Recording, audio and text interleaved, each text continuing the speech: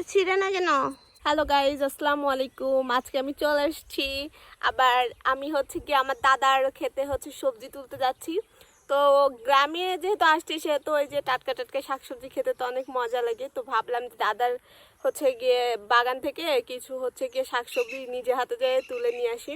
এই জন্য আসছি, ভাবলাম আপনাদেরকেও দেখাই আমি কি কি শাকসবজি নিলাম আর কি। আমি যেখানে আছি এখন, মানে এখন দাঁড়ায় আছি বাগানের সামনে। এটার সামনে হচ্ছে আবার সুন্দর করে এই যে ধানের ক্ষেত আছে। তো এখানে দাঁড়ায় দেখতেছি যে আসলে ক্ষেতের ধানগুলো পেকে গেছে, তো এগুলাই দেখতেছি। আর হচ্ছে কি আপনাদের যে বাগানে আজকে নিয়ে আসছি দেখাইতে, শাকসবজির বাগান, এটা হচ্ছে দাদার শাকসবজির বাগান। আমি হচ্ছে এখন এই বাগানের ভিতর গিয়ে কিছু শাকসবজি হতে তুলে নিব।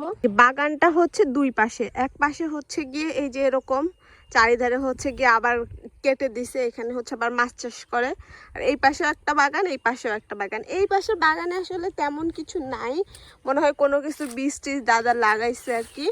আর এই পাশে হচ্ছে গিয়ে এই যে কচু লাগাইছে। কচু হচ্ছে গিয়ে আমাদের এদিকে মানুষ অনেক পছন্দ করে, আর সবাই হচ্ছে লাগায়, মাংস টাংস দিয়ে রান্না করে খায়।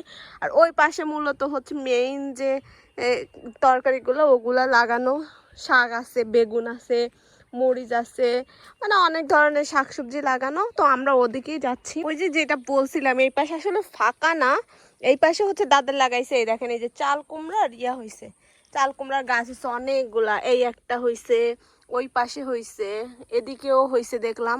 মানে অনেকগুলা চাল কুমড়ার বিচি লাগাইছে মনে হয়, এগুলা থেকে তো বড় হইলে কি চাল কুমড়া দিবে, এই জন্য আর কি। এই পাশটা মনে হয়, আমি তো পাড়ায় টাড়ায় আসছি জানি না, মনে হয় কি বিচি গাছটা, ছোট বাচ্চা গাছগুলো আবার মরে না যায়। দেখি ওই পাশে যাই। ওই পাশে যাইতে আবার সরাসরি যাওয়া যায় না, এই যে ঘুরে এই পাশ থেকে যাইতে হয়।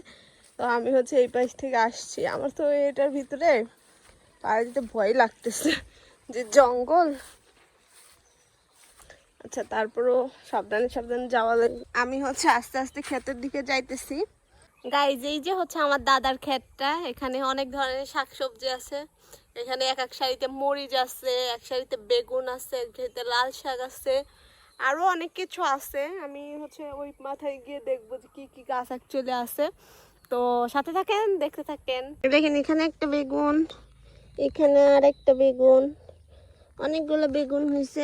এখান থেকে বেগুনই তো ছিঁড়তে পারতেছি না, দাঁড়ান দেখি, সাবধানে সাবধানে, এখানে কাটা আছে।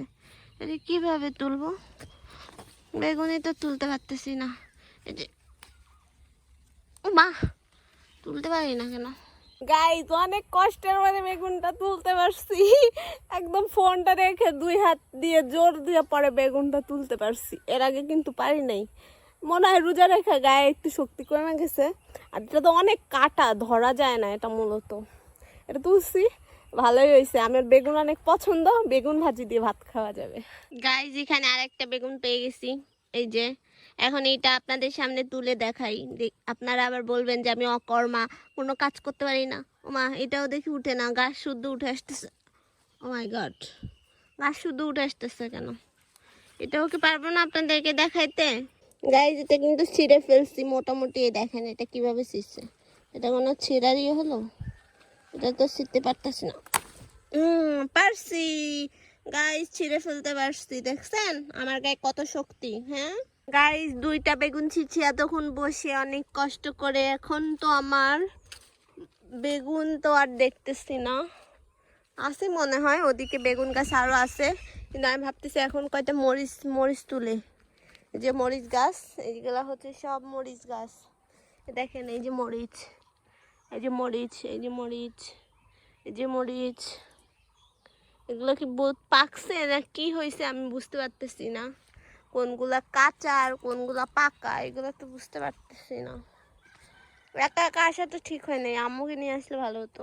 গাইজ, আমার মনে হয় ভুল হয়ে গেছে, আমি তো ওদিকে সব ছোট ছোট বেগুন তুলছি, এখন এদিকে দেখি কি অনেক বড় বড় বেগুন। এটা কোনো কথা হলো? হ্যাঁ, এ দেখেন কত বড় বেগুন। এখন আমি এগুলো নিব না ওগুলো নিব? আমার তো আগে তোলা উচিত হয় নাই, আগে দেখাটা উচিত ছিল। যাই, এখান থেকে একটা তুলি। ওই পাশেও দেখলাম একটা বড় বেগুন আছে, এই যে এটা তুলে ফেলছি। আর তুলবো না, তিনটা বেগুন তুলছি। বেগুন নিয়ে তারপরে এটা মনে হয় পোকা ধরছে নাকি, এটা তো মনে হয় পোকা ধরছে না কি বুঝতেছি না। এই যে দেখেন এই গাছে কত সুন্দর মরিচ হয়েছে, এই মরিচগুলা এখান থেকে নেই, কতগুলা মরিচ নেই, এই যে এখান থেকে কতগুলো মরিচ নেই, কতগুলো মরিচ তুলি। এই গাছের মরিচগুলো বড় বড় আছে, এই যে মরিচ তুলতেছি, এই যে এগুলো তুলছি, আরো কতগুলো তুলি।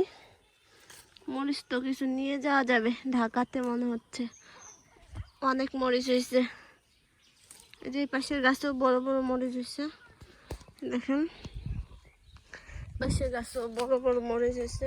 এখান থেকে তুলি অতগুলা, এই দেখেন এ পাশের মরিচগুলা কিন্তু অনেক বড়, এদিক থেকে তুলি।